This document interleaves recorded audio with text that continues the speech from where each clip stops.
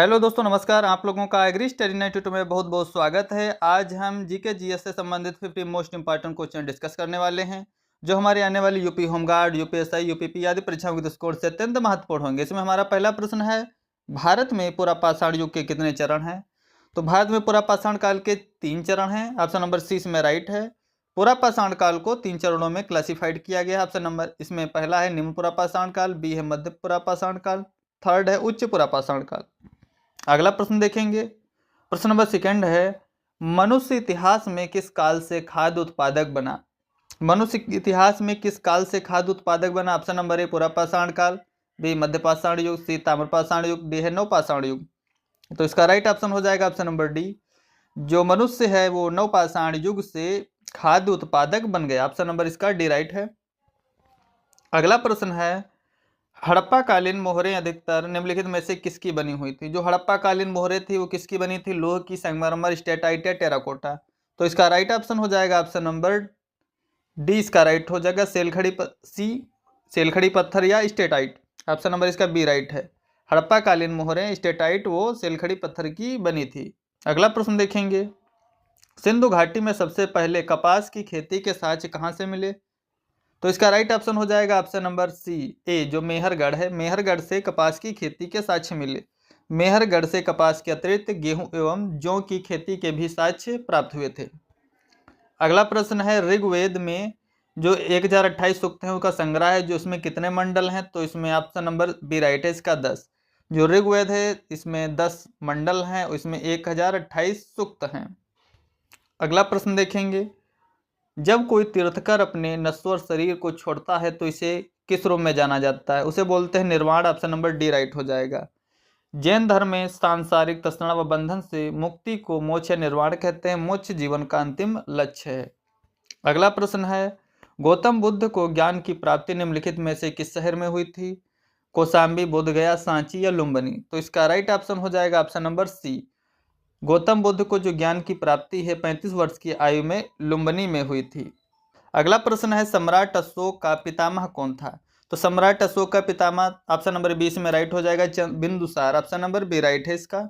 इसकी व्याख्या गलत दी हुई है। अगला प्रश्न है, अशोक के शिलालेखों में धम्म यानी मुख्यतः किससे संदर्भित था? तो जो धम्म है वो किससे संबंधित था? नैतिक कानून से। ऑप्शन नंबर डी राइट है इसका। अशोक ने अपनी प्रजा के नैतिक उत्थान के लिए आचारों एवं नियमों की संहिता प्रस्तुत की, जिसे अभिलेखों में धम्म कहा गया। अगला प्रश्न है, अशोक के बाद गद्दी पर कौन बैठा था? तो अशोक के बाद गद्दी पर कौन बैठा? ऑप्शन नंबर सी राइट है, दशरथ। दशरथ जो है आजीवक संप्रदाय का अनुयायी था। उसने आजीविकों को नागार्जुनी गुफा दान दी थी। अगला प्रश्न है, शुंग वंश का अंतिम शासक कौन था? तो शुंग वंश का अंतिम शासक कौन था? तो ऑप्शन नंबर इसमें ए राइट हो जाएगा। शुंग वंश के जो अंतिम शासक है देवभूति था, वो ऑप्शन नंबर इसमें सी राइट है, जिसकी हत्या कर 75 ईस्वी पूर्व के प्रधानमंत्री वासुदेव ने कर्ण वंश की स्थापना की थी। शुंग वंश का अंतिम शासक देवभूति हो जाएगा। अगला प्रश्न है, सिथियन या शक मूल रूप से कहाँ से आए थे? तो सिथियन या जो शक थे वो मध्य एशिया से आए थे। ऑप्शन नंबर डी राइट है इसका। अगला प्रश्न है, गुप्तों को किस वर्ण से उत्पन्न माना जाता है? तो गुप्त जो है वो वैश्य वर्ण से माने जाते हैं। ऑप्शन नंबर ए राइट हो जाएगा इसका। गुप्तों की उत्पत्ति के संबंध में मतभेद है, किंतु कुछ इतिहासकार इन्हें वैश्य वर्ण से संबंधित मानते हैं। अगला प्रश्न है, ध्रुवसेन का उत्तराधिकारी कौन बना? ध्रुवसेन का उत्तराधिकारी बना धारापट्ट। ऑप्शन नंबर बी राइट है इसका। ध्रुवसेन गुजरात में वल्लभी के मैत्रक वंश का शासक था या हर्ष का दामाद था। अगला प्रश्न है, प्रश्न नंबर 16, राजा सिंह विष्णु वंश किसके वंश से संबंधित थे? राजा सिंह विष्णु। तो ऑप्शन नंबर ए इसमें चोल, बी पाल, सी चालुक्य, डी पल्लव। तो इसका राइट ऑप्शन हो जाएगा ऑप्शन नंबर डी पल्लव वंश। राजा सिंह विष्णु जो है पल्लव वंश से संबंधित थे। राजा सिंह विष्णु 575 से 600 ईस्वी पूर्व पल्लव वंश के संस्थापक थे। इनकी राजधानी कांचीपुरम थी। पल्लवों का प्रतीक चिन्ह सिंह था। अगला प्रश्न है, बादामी के चालुक्यों की स्थापना किसने की थी? तो बादामी के चालुक्य वंश की स्थापना पुलकेशिन प्रथम ने की थी 6ठी शताब्दी में। अगला प्रश्न देखेंगे, भूमि अनुदान के कारण गुप्तोत्तर समाज में किस वर्ग को अधिक महत्व प्राप्त हुआ? भूमि अनुदान के कारण गुप्तोत्तर समाज में किस वर्ग को अधिक महत्व प्रदान हुआ था? तो ब्राह्मण जो वंश था। ब्राह्मणों को भूमि अनुदान में दी जाती थी, जिसे ब्रह्मदेय कहा जाता था। ये भूमि जो है अनुदान कर मुक्त होती थी। अगला प्रश्न है, बंगाल की खाड़ी के तट पर कोणार्क का मंदिर बनाया गया था 13वीं शताब्दी में। ऑप्शन नंबर सी राइट है इसका। 13वीं सदी में निर्मित कोणार्क का मंदिर ओडिशा के पुरी में बंगाल की खाड़ी के तट पर स्थित था। अगला प्रश्न है, कुतुबुद्दीन ऐबक निम्नलिखित में से किस आउटडोर खेल का शौकीन था? जो कुतुबुद्दीन ऐबक है वो पोलो का शौकीन था। ऑप्शन नंबर इसका सी राइट है। कुतुबुद्दीन ऐबक दिल्ली सल्तनत व गुलाम वंश का संस्थापक था। कुतुबुद्दीन ऐबक को लाख बख्श के नाम से भी जाना जाता है। अगला प्रश्न है, इल्तुतमिश का कुतुबुद्दीन ऐबक से क्या संबंध था? जो इल्तुतमिश है गुलाम वंश के संस्थापक कुतुबुद्दीन ऐबक का गुलाम था, वह दामाद भी था, उसका उत्तराधिकारी भी था।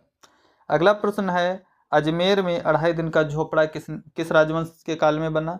तो जो 2.5 दिन का झोपड़ा है उसको कुतुबुद्दीन ऐबक ने बनवाया था, ये गुलाम वंश के संस्थापक ने बनवाया था, तो ये हो जाएगा ऑप्शन नंबर सी राइट इसका।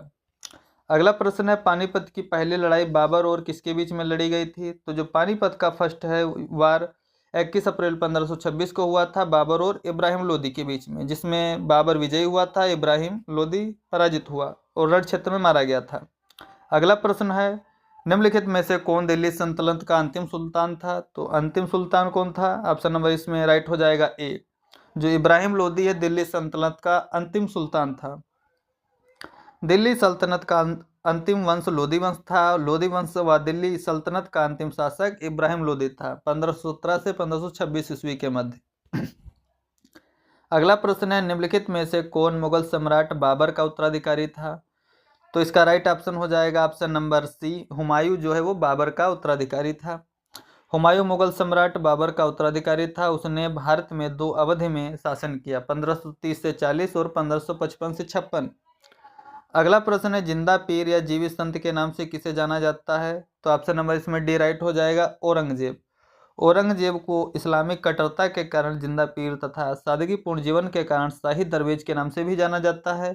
उसने आलमगीर की उपाधि भी धारण की औरंगजेब ने।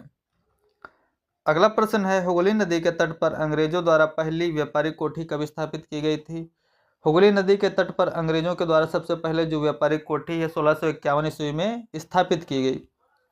अगला प्रश्न है, रामकृष्ण मिशन की स्थापना 1897 ईस्वी में की गई थी, किसके द्वारा की गई थी? तो ऑप्शन नंबर इसमें बी राइट हो जाएगा, स्वामी विवेकानंद के द्वारा रामकृष्ण मिशन की स्थापना 1897 में की गई थी।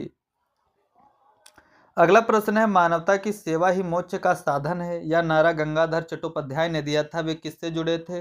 जो गंगाधर चट्टोपाध्याय थे वो रामकृष्ण मिशन से जुड़े हुए थे। अगला प्रश्न देखेंगे, महात्मा गांधी ने रॉलेट एक्ट के विरुद्ध सत्याग्रह किस वर्ष स्टार्ट किया था? तो रॉलेट एक्ट जो है काला कानून था, उसके खिलाफ जो है महात्मा गांधी ने 6 अप्रैल 1919 को कह सकते हैं सत्याग्रह शुरू किया था। अगला प्रश्न है, वर्ष 1923 में स्वराज पार्टी का गठन किसने किया था? तो स्वराज पार्टी का गठन मोतीलाल नेहरू, चित्तरंजन दास ने, सी आर दास ने किया था 1 जनवरी 1923 में। 1 जनवरी 1923 में स्वराज पार्टी का गठन मोतीलाल नेहरू और चित्तरंजन दास ने किया था। अगला प्रश्न है, हरिजन सेवक संघ की स्थापना अस्पृश्यता नामक बुराई के उन्मूलन के लिए की गई थी 1932 में। कहाँ पर की गई थी? नई दिल्ली में की गई थी महात्मा गांधी के द्वारा। ऑप्शन नंबर डी इसका राइट है। 30 सितंबर 1932 को अखिल भारतीय हरिजन सेवक संघ की स्थापना गांधी जी द्वारा दिल्ली में की गई थी। अगला प्रश्न है, कांग्रेस कार्यकारिणी समिति ने जुलाई 1942 में कहां पर भारत छोड़ो प्रस्ताव को अंगीकृत किया था? तो ऑप्शन नंबर इसमें बी राइट हो जाएगा। भारत छोड़ो जो प्रस्ताव है वो वर्धा में कांग्रेस कार्य समिति द्वारा पारित हुआ था। भारत छोड़ो प्रस्ताव जो है कांग्रेस कार्य समिति द्वारा 14 जुलाई 1942 में वर्धा में पारित किया गया था। अगला प्रश्न है, भारत छोड़ो आंदोलन इनमें से कब शुरू हुआ था? तो 1942 ऑप्शन नंबर सी राइट है इसका। भारत छोड़ो आंदोलन 8 अगस्त 1942 ईस्वी में महात्मा गांधी के नेतृत्व में स्टार्ट हुआ था। अगला प्रश्न है, दिसंबर 1885 में बंबई में भारतीय राष्ट्रीय कांग्रेस के पहले अधिवेशन के लिए देश भर से कितने प्रतिनिधि आए थे? तो 72 ऑप्शन नंबर बी राइट हो जाएगा इसका। भारतीय राष्ट्रीय कांग्रेस के पहले अधिवेशन में 72 प्रतिनिधि एकत्रित हुए थे। अगला प्रश्न है, निम्नलिखित में से किसे 1938 से 1939 के लिए भारतीय राष्ट्रीय कांग्रेस के अध्यक्ष के रूप में नियुक्त किया गया था? तो वो थे सुभाष चंद्र बोस जी। वर्ष 1938 में कांग्रेस के हरिपुरा अधिवेशन में जो सुभाष चंद्र बोस हैं उनको अध्यक्ष चुना गया था, और 1939 के लिए भी वो अध्यक्ष के रूप में चुने गए थे, लेकिन कुछ विरोधों के चलते उन्होंने इस्तीफा दे दिया था। अगला प्रश्न है 1913-14 में हुए ताना भगत आंदोलन के नेता कौन थे? 1913-14 में हुए ताना भगत आंदोलन के नेता कौन थे? Option number A Jaipal, B है चतरा भगत। तो ऑप्शन नंबर सी राइट हो जाएगा, जतरा जो भगत हैं ताना भगत आंदोलन के नेता थे।